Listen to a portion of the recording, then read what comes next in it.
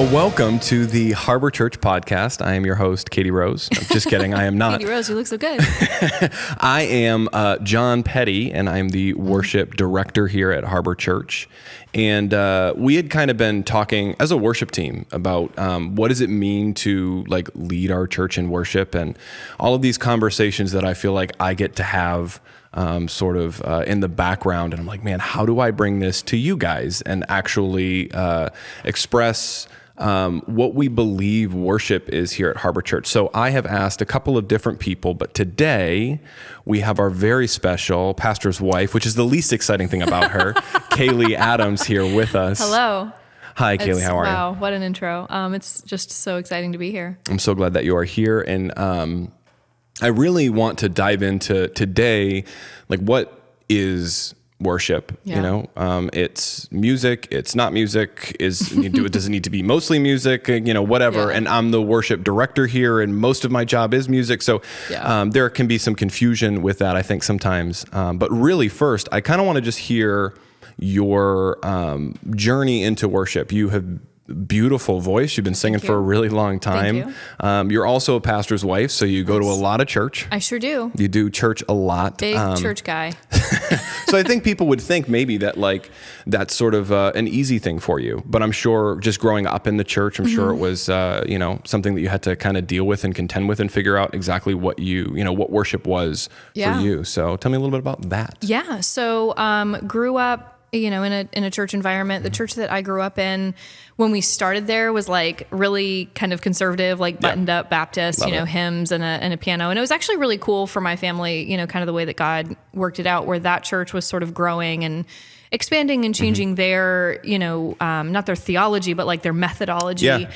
As we were kind of, you know, as my parents were coming out of a lot of, you know, their past legalism and things like that. So it was a cool opportunity for like, it kind of got to graduate up with it a little bit. Like we started, you know, pianos and hymns. And then by the time, obviously, we get to present day with Harbor, it's, you know, like full, I don't know, like Trans-Siberian Orchestra. Yeah. Lots of drums, electric guitar. There's like lights involved.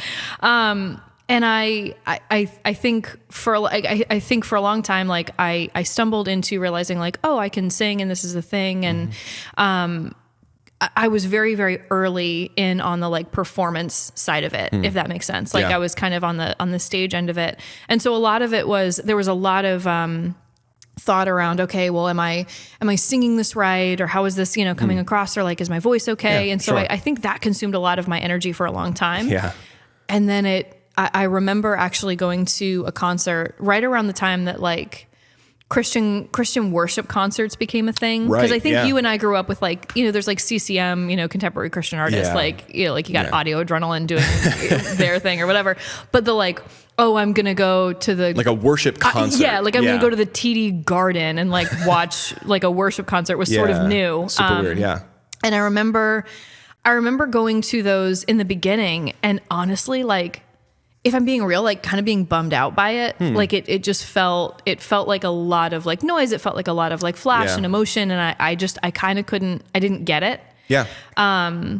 And then I went to an Amanda Cook concert, and this is not like necessarily an endorsement of everything that, you know, any of these people have ever said. Like, but I remember being at this concert, and there was one, you know, point in particular where she was singing this song, and I was kind of listening, and I just broke down, like crying. And it wasn't like, oh, the music is so beautiful, or, oh, the lights are so, it was just like, I just kind of had a chance to like sit with God and like connect on an idea, and like God was just kind of working stuff out in my heart. And that was sort of the first time that I realized like, oh, if I do this right, then I can kind of, this is a space where I can really meditate on who God is and do that in a way that involves a lot of my senses, and kind of clear the slate a little bit for like God to hopefully like speak to me and show me some things. And so, you know, now obviously as a worship team, like, you do a very good job of making it not about like, all right, let's put on a really good show, but like, let's get ourselves out of the way.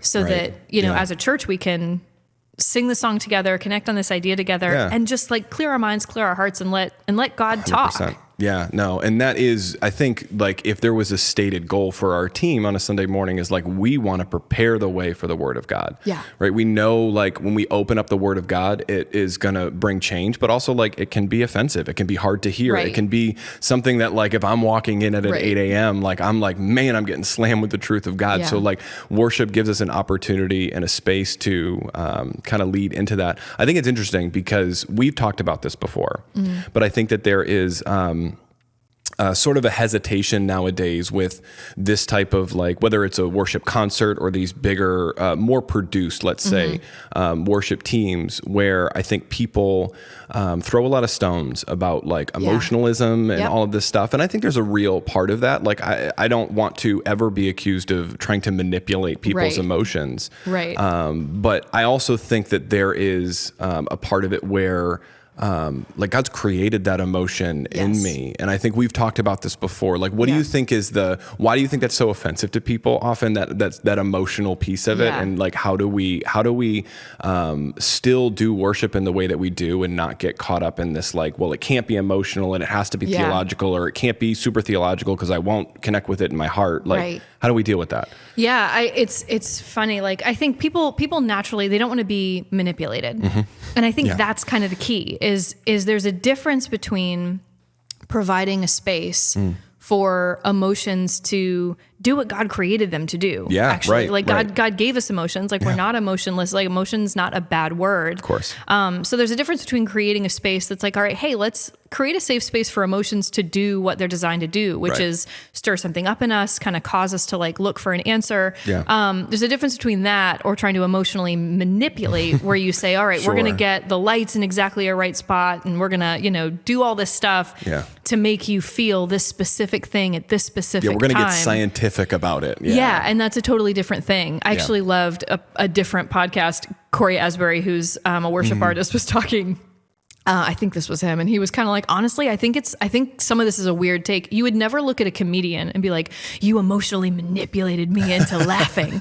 How dare you? Like, it's so true. And it's like, I think, to your point, like, it's easy to throw stones and be like, oh, everyone's getting emotional. It's like, well, on some level, they should be. I don't think that that's like, I don't think that that's wrong. I think that where it becomes a problem is, when we as a team or as a church or whatever kind of view ourselves as the puppet masters of, like, this is what we want them to feel. Right. We don't come into a Sunday morning and go, all right, this is what I want people to feel. No, I don't know. not. I have no idea what they're going to feel.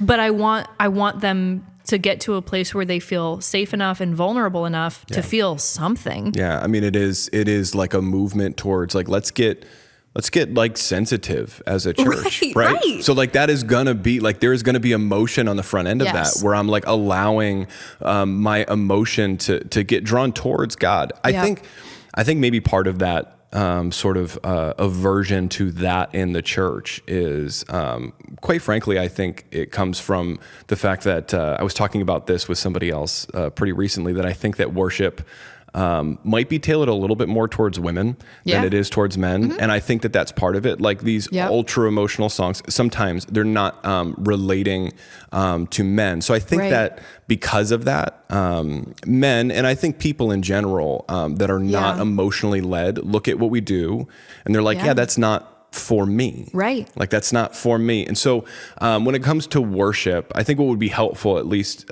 from the jump, is, like, what would you say, even taking music out of the category, like, what is worship? Like, what is it? Yeah, that's, fortunately dictionaries exist. And I consulted one before this podcast because I thought this might come up. But the dictionary definition is just worship is the expressed reverence for a deity. But I do think that that's important. Like, worship, the idea of worship and the divine, or in our, and God, is inseparable. Like, we throw around worship, but, like, worship is something that's, if you are worshiping, you are by necessity, like, exalting and confirming the deity of whatever that thing is that you're worshiping. Like, that's part of that definition of what that thing is. It's more than just admiration. It's more than just respect. It's this other sort of separated thing.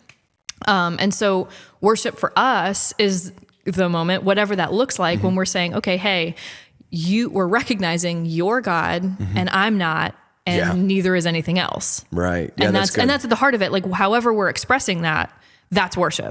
Yeah. So like music or otherwise, Right. It's just me putting God in his proper place, right? Yeah. Like in the hierarchy of my life and of the universe. I'm like, this is God. Yeah. And I'm not. And that's sort of what worship kind of is. I think that's good. Because I think that like it gets like tied to music, and that makes sense. You know, again, like I said, my job is worship director, but I'm really only dealing with the music side of this. You know, I try to deal with some other parts of that too. But I think for you, like, what is like in your life, right? Like, so some of it is music, but what else does that look like for somebody to say, like, how in my life am I worshiping God in other ways? Yeah. You know, like, can I worship God at work? Can I worship God at school? Like, is this something that's only tied to Sunday morning? Yeah.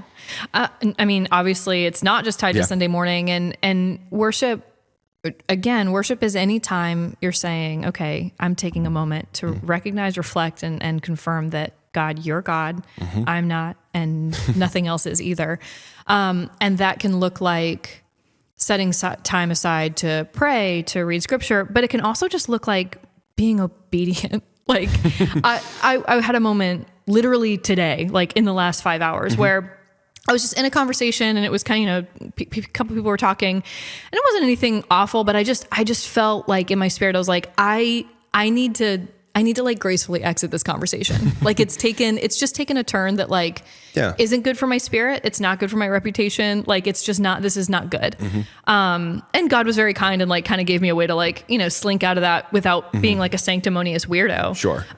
But that's worship. Yeah. A moment of going, okay, God, what you say about me, what you say about what my day should look like and what my speech should look like and what my life should look like matters more to me than like, I don't know, building like some camaraderie in this moment or like getting a couple of cheap laughs or like feeling like I'm sharing a juicy secret. Like God, you and your opinion of me and your plans for me matter more than any of that. And I think a lot of times that's what worship looks like in our day to day. Yeah. It's making sure that God is on the throne all the time. Right. Which is difficult. Like there's plenty of times in my life where, to your point, like whatever I'm doing, I get so focused on me and what I'm doing that I forget that there like is a real God and he is really on the throne. And so like, how do I worship with my life? Well, part of that is obeying. I was joking with my sister because we were just talking about like I just had a baby and he's already taught me quite a bit about my own relationship with God. That's what they do very well. They do. But she was saying, she was like, I had never understood if you love me, obey my commandments more than when I had kids. Yeah. This idea of like, man, if I love God in the way that I say that I do, that I'll fixate my life to make sure I obey his commandments, not because I don't like I'm scared of God and God's going to strike me down, but because like, no, I love him. Right. And I want him to be in his proper place. I want to worship him properly. Yeah. It's something that I've said to my kids many times where I'm like, hey, like, especially, you know, now my oldest is getting older and the conversations are kind of shifting. And, you know, I've said to her, I'm like, hey, I know that what I'm saying sounds really unfair or that you don't like it. Yeah. And I need you to just kind of like look back at 11 years of goodwill that we've built up together. Yeah, trust me on this one. And I need you to trust me that I'm smarter than you. Yeah. I really need you to trust that and that I love you and that like I've never wanted anything bad for you. Right. And I want her to trust that again, not because she's like afraid of me or because but because I'm right. Right. And because you have her best interest in heart. And because I really do. And because you love her. And I'm a very flawed human being, you know, talking to another flawed human being, like how much more is like, God, how crazy is it that, the times when I'm like, I'm like, no, God, you're so much smarter than me. Yeah. You understand things, you see things that you couldn't explain to me even if you wanted to. Yeah. And I trust you and I love you and you've never done anything to harm me ever. So like, I'm listening. What do you want? Right. Like I'm going to put you, God, I'm going to continually put you in the proper place. Yeah. And I think that is a lot of what worship is. I mean, to your point, I think it's most of what it is. And so like for music that it comes out like, hey, we're singing songs about who God is and what he's done. And we're making sure our minds are fixated on something that's not just us and our problems. But I do think that there is something that happens within worship. I try to be very specific about the songs that I pick, and I'm not always successful at it because I think that there is like maybe a brand of worship music that is let's say horizontal, right? Sure. Like it's about me. And I think that it kind of begs the question sometimes, especially in our church service, but I think just in general, but definitely in our church service, like who is this for? Right. Right? Because like on one hand, it's yes, worship is God's. So like I'm worshiping God and I'm focused on him. But also the other piece of this is like, if it was only for God, like he wouldn't really need me to do it, right? Like I'm not doing it that great. We try our best here, but we're not perfect. And certainly something is happening in my heart when I worship. And so who is that for? I know it's a loaded question, but like who is worship for really? Yeah. And I think, I mean, you've kind of answered it. Like it is, I think that it's for two things. I think that it is for us. Obviously it's us for God. It's kind of the equivalent of, I don't know if your parents ever did, like my parents would take me Christmas shopping to buy things for like my siblings. Oh, right. Yeah, of course. I only have one sibling, but like, or like for my, so. Because you have $2 and they have all of the money. Exactly. Like they've got, so it's like, okay, hey, or even like, I'm going to give you money and then you're going to go use my money to go buy a gift for me. And they were trying to teach me, like there was this weird like circular thing. And certainly they got something out of it where it was like, oh, my kid thought of me and they like, whatever. I think it's a little bit like that. I mean, I think God's not insecure. Yeah. You know, I mean, he's not like, do you like me? Like, are you guys sure? Are you guys sure? Like, tell me how great I am. But he does know how we're wired. And he knows that when we have him, and like to your point, in his proper place, our whole life, our lives are oriented around the right thing, and we operate better. And I think that worship is for that. I also think that worship is for the people around us. I mean, I do, and not in a performative way, but I do think that there have, again, I was sitting.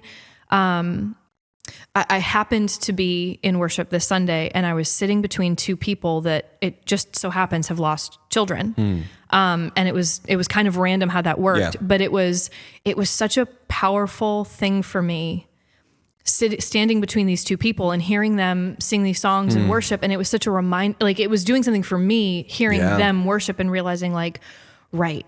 Like God is with us even in those darkest moments. And like, we can go through things like that and still worship and still sing. And so their worship, like obviously it wasn't for me, but God was using it to do something in my heart. So I think sometimes we want to be like, this is just about me and it's about my relationship with God. And it's like, well, God made you to be in community. So figure that out. Yeah, come on. Yeah, right. Exactly. No, I think that's so good, man. Cause that actually, I find it happens to me a lot actually, on stage, believe it or not. I have a lot of things to try to think about. And so, I try my best to get in a place where I'm like truly worshiping on Sunday morning. But sometimes what happens is like, I will look out and I'll see somebody that I know, a family member or something. And I'm like, man, I know what God has brought them through. Yes. And like, you think like amazing that they can sing this. Yeah. Like I'm singing this up here and like my life, you know, has been difficult at times, but like I'm not dealing with anything. And I know this person's walking through something heavy. Yep. And they're still singing this. And to me, it's like, wow, that is so unbelievably encouraging. And in some ways it's like, they're helping me worship. Yes. Like it's this like reciprocal thing I'm having with the congregation. I think we've talked about this a lot actually. And I as a team tried to continually remember this because it's easy, especially in the design of church now, to see the worship team as like an other. Yeah. And like, you know, those are the people that have the talents and the things and they get up there and they sing. And then we just kind of chill out here and like we sing the songs along and we read the screen and we do the sing along thing. But like, it's mostly them and, you know, they're ministering to us because the song sounds good.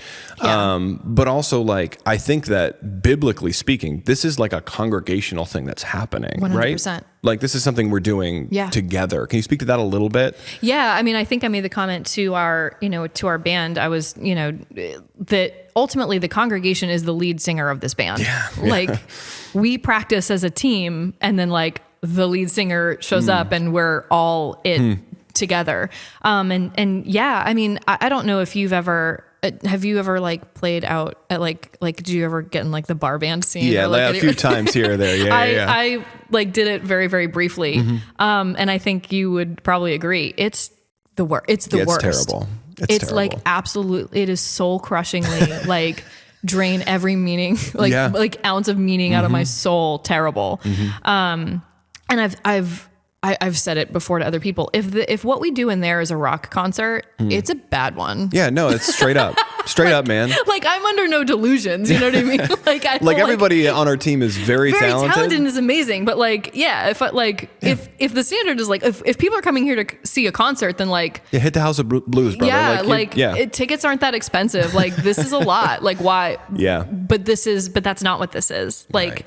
There is something completely other about worshiping as a congregation and coming together and agreeing in worship that way. And frankly, I think it's something supernatural. I mean, I think sometimes we try to strip that part out of it because it's a little bit like weird and what we do is we lose the fact that like, no, actually that's why. Listen, hey, things happen. You got to be like alone in your house, watch church on YouTube, whatever, live your life. But there is something specific and there is something special about coming together as a congregation. And I think God blesses it. And I think that things happen, in that. I do. I think that there's a supernatural element. I'll be very interested, when we're all in heaven and kind of get the download, like what exactly that was. Because we learn things all the time about human biology and the way that like, human beings and their bodies and their heartbeats and all these things like respond to one another when they're in proximity. Like we haven't even scratched the surface of that. Like we think we're so smart and we know so little. I know, it's so true. And I think like you read the Bible. I just pretty recently did a New Testament survey, and what, despite my best attempts, what I could not get away from when you read the New Testament, especially, is that God's call towards community is so clear and it's so obvious. Yep. And like that's painful for you and I and everyone because like people are, it's hard, you bump into them and things aren't always easy. And I think there is sometimes a desire to be like, hey, I'm gonna like the way I will worship, because if we're calling the whole thing we're doing here on Sunday like worship, the way I worship is like this is for me. And I think that that's like there is some utility to that, like listen to some worship music on your way to work, listen to a sermon on your way to work, like that is, it's fruitful for you. But this getting into the community and like bumping into each other and like rubbing up against one another and like this whole thing is God's specific design. I wish sometimes it wasn't. Like I mean, we're both like grumpy introverts at heart, and like I want to be home by myself. I absolutely do, and then I get enough alone time, and I start to get real weird. Yeah, and I'm like, oh, right. Yeah, I think. Well, you know what it is like worship. I want worship to be this solo sport, like I want anything else to be a solo sport, and I think that worship can be something I do on my own. But I think it is made more effective by the community that God's called us to. Like when we get in this sort of community, it makes it better. Something that we do actually as a worship team is beforehand, we either before service on Sunday or even before we rehearse, we do like a devotional. We'll do somebody will play a song and we'll worship together as a team. I'd like you to just maybe speak to, because it kind of goes along with this idea of community, sort of like as maybe not even just on a Sunday morning, like what does this look like? Like, can you do this in your small group? Can you do this in your family? Like, how does this, in these smaller pockets of community, can I worship together with other people? Because I think it's made more effective that way. Yeah, absolutely. Absolutely. And I think, because we so often go to like music, the smaller the group, the weirder it gets. Because suddenly everyone's like, well, now they can really hear my voice and whatever. And I also like, I think everyone's had that experience of being like around a campfire and being like forcibly subjected. Yeah, I'm that guy that's forcibly subjected everyone to it. But yes, no, I know what you mean. I have felt the death stares. You see that guy coming up over the hill with the guitar and you're like, no, he's gonna play that, isn't he? The acoustic guitar, man. And they're kind of looking at you like, you're really moved by this, are you? And you're like, no.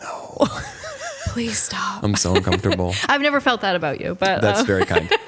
But yeah, I mean, I think it can look like a lot of different things. It can look like going around and sharing things that you're grateful for. It can, I remember one time, this is like some kind of like deep, like lizard brain memory I'm having to pull out in real time, but like we went around and just shared what our favorite like attribute of God was.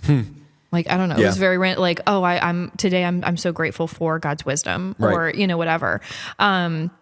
It doesn't have to be singing. That being said, and we've talked about this. Yeah. Unfortunately, we live in like 21st century America where like music also happens to be an industry. Yeah. So we think of it that way. And so actually I think like singing in small groups we consider sort of weird. Yeah. Like, because it's like, oh, well, like music is something for my headphones, or like music is for a concert, or like music is something best left to the professionals. And I think we forget that like music is actually this weird thing that humans do. Like crickets chirp and cicadas scream and like like humans make music, and we've been doing it forever. Forever. For like as long as humans have been a thing. Way before we were ever recording it.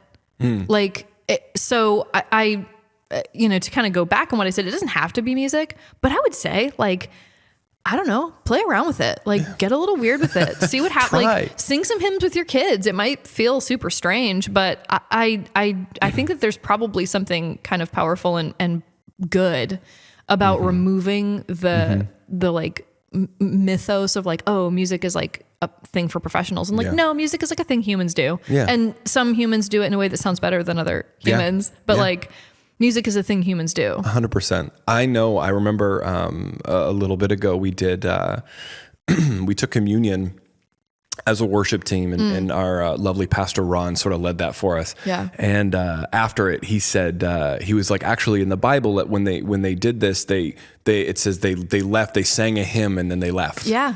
And so he was like, oh, let's sing a hymn. Yeah. And like, by the way, what a beautiful time of worship that we had. Yeah. It was very small and it was very intimate. It was really cool. Yeah. And that was obviously a group full of mostly musicians and singers. And so like it felt more comfortable and more normal.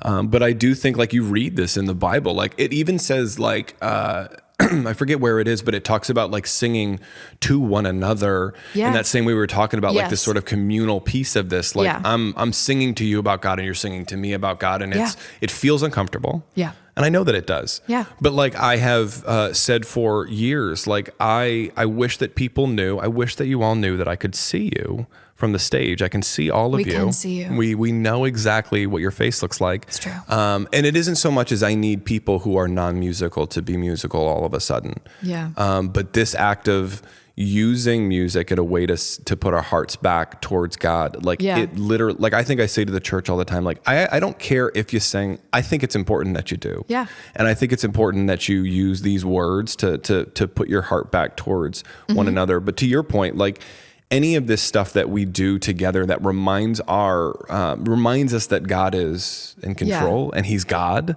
like helps us. Yeah. You know, like you praying at the dinner table with your family before you eat is worship, and it's communal worship. Like I think we've gotten away from a lot of this like sort of traditional stuff when it comes to just in general for culture. Yeah. But like these types of things, man, like praying before you eat, and like this whole like we're gonna go around the table and say what we're thankful for. Like I remember our worship leader before this, Lovely Evan, used to do this to us all the time and be like, let's play this game that none of you want to play. But like these things are helpful. Yeah. And it's sometimes awkward and weird. Yep. And we have to be okay with it being awkward and weird a little bit. Yeah. You know, some people are more comfortable with that than others, but you know. Yeah. And I there's something inherently vulnerable. I mean, singing, I think is like inherently sort of vulnerable, especially, I don't know, I'm like relatively okay at it. And it's still very like, if I'm in the congregation, I'm self-conscious about like, straight up, man. Can people hear me? Like, is this too loud? Like, I don't want to be, so there's something vulnerable about that, about being loud enough for other people to hear you and kind of putting yourself out there in that way. But also, if you think about the way that like music operates and the way that our brain operates and our attention span, to your point, no, do I think every single person has to sing? Like, no, it's not like a rule. You're not going to get kicked out. But I would say this, like I can listen to music with my hands crossed and I can be thinking about 100 million different things. Yeah. It's extremely difficult for me to be listening and singing and letting my mind wander. Like at the very least, the bare minimum, I'm at least having to like, tune out. You know what I mean? Yeah. Like at least it's blank up there, but like more than likely, like it's going to force me to actually think about what I'm saying. And I think there's something real about that. Like, hey, can you just surrender all 5 of your senses for like 20 minutes? Right. Can you allow, happens? and again, it goes back to what we were talking about before. Like, can you allow God to just be like big enough that you'll sing for him? For like a minute. Right? Like, and I get it. It's uncomfortable, but we've talked about this before. Like my father, who is the least demonstrative person ever in history. He's the most stoic man. And he will like, I'll look over and he's got both hands up. It's wild. And I'm like, what's happening? Like the spirit is moving. Because my dad's got his hands up. And he's just one example, but he is somebody that I know personally.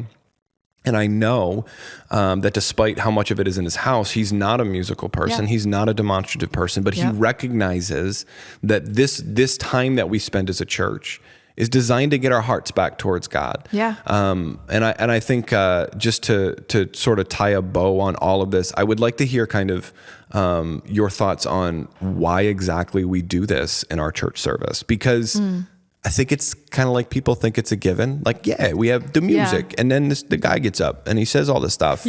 And, we could take it out tomorrow. And I think that, we could decide that it's not useful, but there's a reason that hundreds and hundreds and hundreds of years of church history have used this as a thing in their services. And so like, why do you think that it is that we use, other than the things that we've been talking about, but like, what is it good for on a Sunday morning? It's so funny because a friend of mine, me and a friend were having a conversation and kind of talking about the nature of church and like how to, a lot of different things, but like, okay, how to avoid the thing where, it feels like, oh, we've got staff and we've got the band and everybody else kind of sits and just consumes and then like leaves. Like, how do we get back to, even when you do have a building and structure and staff and like those things aren't bad, how do we get back to an understanding that like this is congregational? And she said something that I love. She was like, she's like, when you read the New Testament, like it talks about, oh, well, this person brings a verse and this person preaches and this person, like, it's kind of this like congregational communal thing. She's like, obviously, and for good reason, like it would be chaotic and crazy. We've moved away from that, where one person gets up and talks. And she goes, it's kind of like, but no wonder then people feel like, oh, this is something I attend. And that how interesting though, that we begin every single service with an invitation to, hey, stand to your feet and let's all sing together. Let's do this together. And if you're somebody who like wants to raise your hands, go for it. If you're somebody who like really wants to hit the high harmony from the middle row, like God bless you. And join the worship team also. And also join the worship team if you can like differentiate between high and low harmony. If that sentence made any sense to you, boy, do I have a ministry you should be a part of. If you want to do like air drums on the back of the chair, like whatever, like this is, and that's not like a perfunctory or like a token, like, oh, you could participate. It's like, no, like if the church doesn't participate, this isn't meaningful. Like this doesn't, like, again, to our earlier point, if the church isn't doing this in a participatory way, then this goes from being a beautiful act of worship to being like kind of the world's most low budget like rock concert. It like feels this, sad. It becomes very sad. Like this is either something that's very, very beautiful or it's something that's like really sad and like kind of cringe. And I don't, you know what I mean? Like kind of really embarrassing. Exactly. Yeah, no, 100%. Like exactly. If this isn't something that my church congregation and my church family is doing with me, then I'm just like, you're telling me I just get up and like weirdly perform songs about like the throne, like that's weird. That's become strange, but it's not strange when we're doing this together and we're doing it as an act of worship for God. So I think that also not just, I'm paving the way for the Holy Spirit to speak to me, but also I'm retraining my brain like, I'm participating. Because I'm part of this. We're all the church. This is all of us. Yeah, man. That's good. Well, I think that's kind of enough to chew on. I think so. And I appreciate you coming and, giving your insights. This was great. Please be on the lookout for these. We're going to just, release a couple different ones where we're going to talk about what worship is not. Ooh. We're going to talk about lament, which is a big word. Well, not that big of a word, but maybe a confusing word. We're going to talk about gratitude in worship. We're going to dive a little bit deeper on why exactly we use music. We touched on it a little bit today, but I want to keep going on that. So be on the lookout for those. And thanks, Kaleigh. I'm excited. I'm excited to get to see the rest of the series. It's going to be fun. We love it. All right, cool. All right, bye. Bye.